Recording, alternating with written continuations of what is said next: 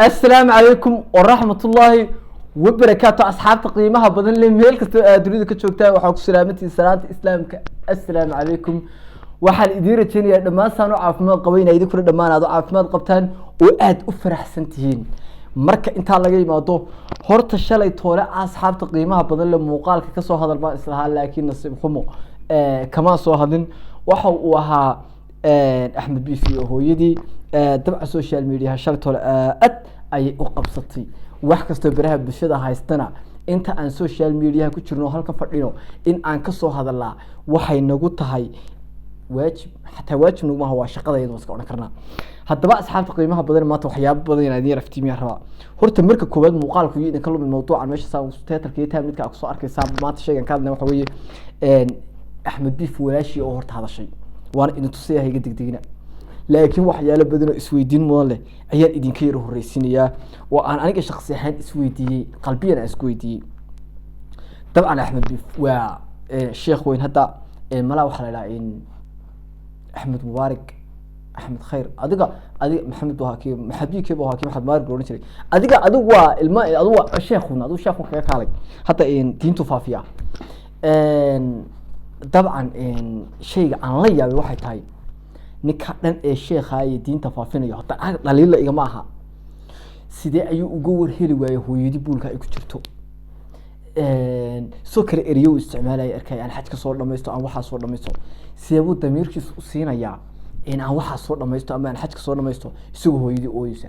sidoo kale waxaaba ka sii yaabayba kan hooyadii la fadhiya kan hooyadii macnaa ay leeyihiin isha waa adeer uu yahay islaanta obaacdu ku bafeer uga dhibay hadal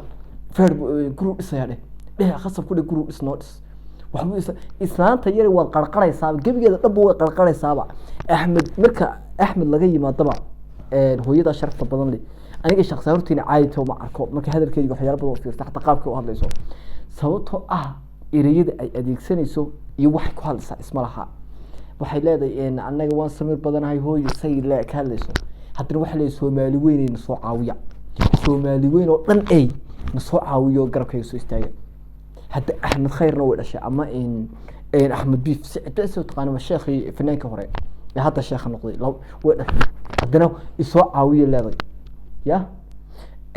wa arrimaha isku qaban labaatay soo kale arrinka aan la siyaabay sidee buu ninkan leeyahay Axmed Mubaarak maha Axmed Bifi aduu Axmed Bifi ka kaalay ilaa Bifi saga Bifi sugaa qalbiga naga safkariyay Axmed Bifi kanow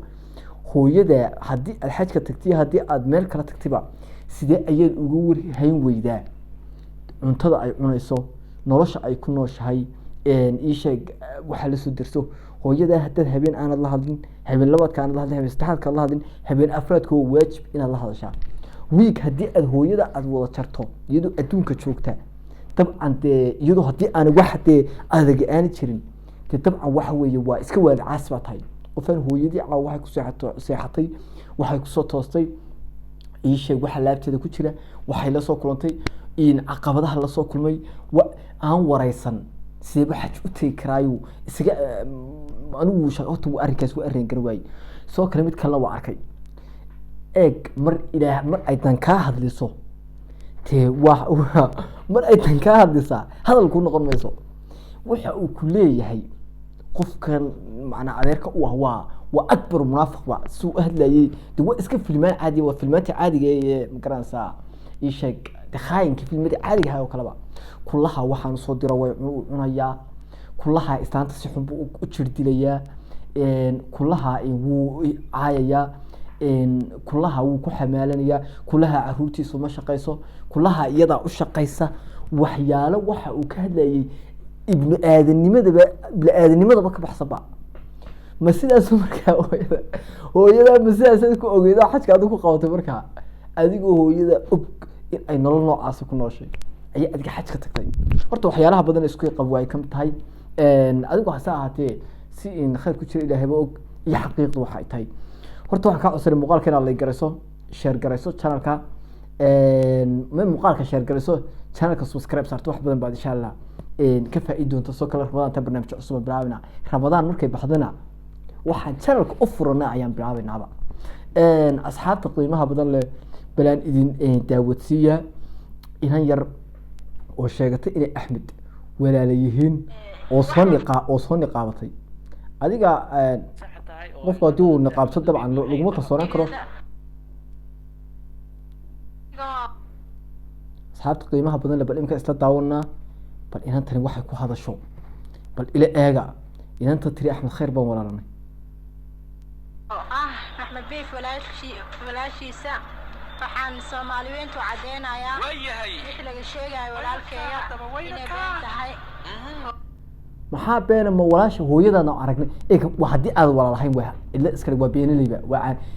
caan raadis haddii ay isheeg ay aanay walaalahayn soo kale qabkan u arkaya hadda waa yar nacasnimo waxay sameynaysaa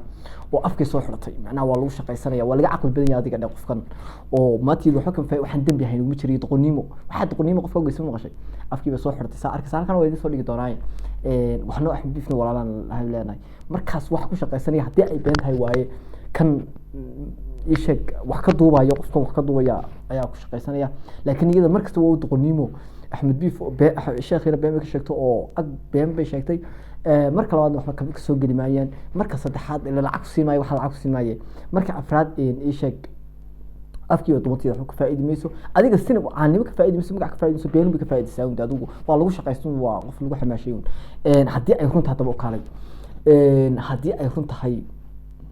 sidee uu maxaa laga sheegay hooyadaada baahideeda indhahayaga qabtee haddii ay run tahay weeyaan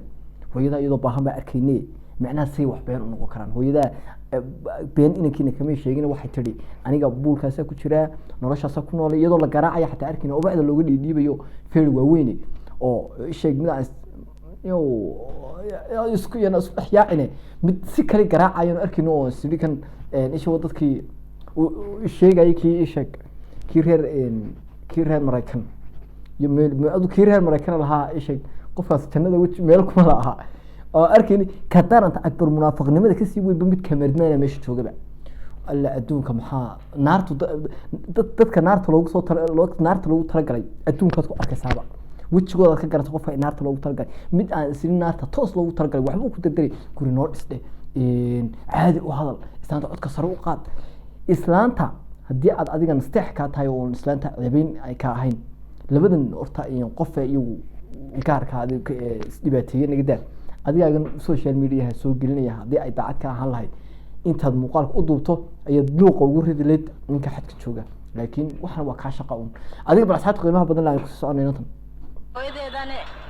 ninkaas asiga oo adeerkayga aniga naftirkayga meeshaas waa ka soo cararay dhibaato iyo rafaad oo nagu hayalaajigeeda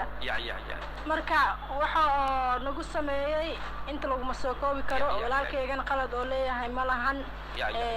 wax walba hooyo waa u qabtay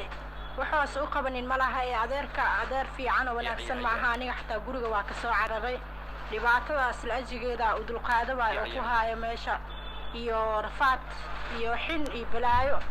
marka saas waaye marka Soomaaliyeentana waxa uu cadeynayaa inaysa waxaas jirin oo walaalkay oo garaaca naftaas u keenay aniga meesha wixii indhaxumadu u dulqaado baay aniga xataa mararka qaar indhaha ay guba waa iskaaga soo tago marka aniga hadda magaaladeeda ku noolahay gabdhuhu waa jiliin maxaan sheegay gabdhuhu waa jiliin raguna waa digniin qaarkood waa damiin waxaas asxaabta qiimaha badan aniga jiliin baa u arkaa laakiin haddii ay run tahay dabcan ayada quleeda waa qof waa iska kaas dilaya oo kale haddii ay ka been tahay sheekha been ka samaysanna ilahay calaamaha ka muujiyade oo qofkaas afka soo xidhatay iyo kaa ka dambeeya asxaabta qiimaha badan leh horta dabcan saa ogtihiin dee waxaa jira waxyaalo lama dhaafaana baa jira aniga hadallada waa laga yaabaa in qaarkood xuduudda youtubermada dhaafsan yihiin laakiin wallahi dareen unba iga hadlinayay iyo waxyaalo aan ka yaabay aan xajka gutay isuga in hooyaday weligeed saasay ahayd markaas aniga hadallo aan qaadan waayey iyo hooyadiisa la dhibaataynayo kamarada lagu hor dhibaataynayo aniga waxaasun baa dee magaranaysaa waxaasu hadala iga yeersiiyey asxaabta qiimaha badan kule igameeda baransidan in aad iyo aad ayay umahadsantahay wax ka cusra muuqaalka leegi share iyo subscribe inaad dhammaantiin isku raacisaan